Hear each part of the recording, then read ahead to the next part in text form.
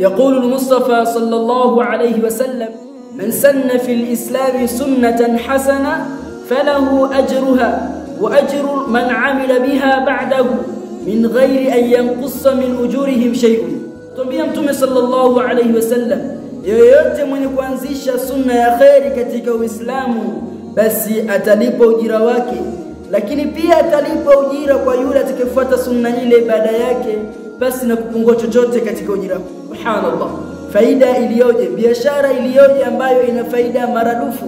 Unaanzisha kitu katika Uislamu cha khairi na wengine wanafuata, unalipwa wewe mwanzo kufanya kile kitu, baadaye unalipwa kwa wale watakaokufuata. Walillahi alhamd. Tutumie fursa hii, wazazi walezi tunao uwezo wa kupata hii fursa. Kwa mfano katika majumba yetu ikawa tuna desturi ya kusoma Qur'ani baada salati al-fajr au baada salati al-maghrib, na watoto wetu ikawa wanatufuata, basi tutapata ujira sisi kuanzisha jambo hili au kuhuisha sunna hii, lakini pia na watoto wetu watakofuata hili tutapata thawabu zao.